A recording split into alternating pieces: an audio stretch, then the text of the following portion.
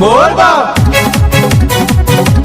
बोल बम पहरे बघवा के छाला भोले कैलाश वाला, पहरे बघवा के छाला भोले कैलाश वाला। सावन में गदर मताए घर चीलम गांजा के पुड़िया कैलाश में भोला मताए घर चीलम गांजा के पुड़िया कैलाश में भोला मताए। पहरे बघवा के छाला भोले कैलाश वाला, पहरे बघवा के छाला भोले कैलाश वाला। सावन में गदर मताए घर चीलम गांजा के पुड़िया कैलाश में भोला मताए घर चीलम गांजा के पुड़िया कैलाश में भोला मताए।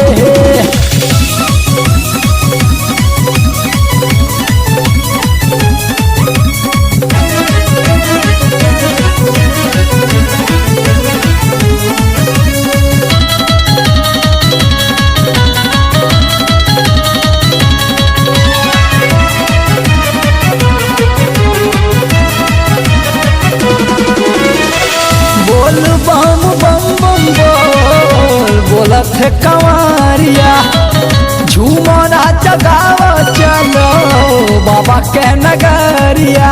कांवर वाले बोल बम पैदल वाले बोल बम मिलके बोलो बोल बम बोलो बोल बम बम बम बोल बोलत है कंवरिया झूमना जगावा चलो बाबा के नगरिया। पहरे बघवा के छाला भोले कैलाश वाला, पहरे बघवा के छाला भोले कैलाश वाला। सावन में गदर मताए घर चीलम गांजा के पुड़िया कैलाश में भोला मताए घर चीलम गांजा के पुड़िया कैलाश में भोला मताए।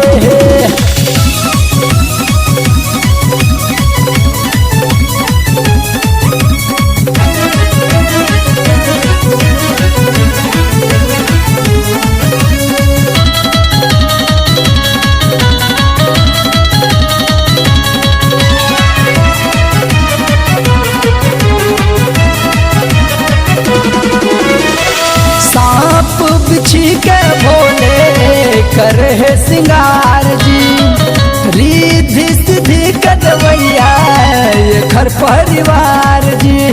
कांवर वाले बोल बम पैदल वाले बोल बम मिलके बोलो बोल बम बोलो सांप बिछी के भोले करे सिंगार जी रिद्धि सिद्धि कटवैया ये घर परिवार जी। पहरे बघवा के छाला भोले कैलाश वाला, पहरे बघवा के छाला भोले कैलाश वाला।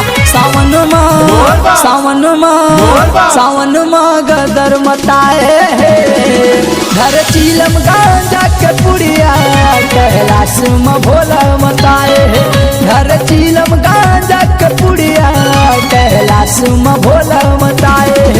पहरे बघवा के छाला भोले कैलाश वाला, पहरे बघवा के छाला भोले कैलाश वाला।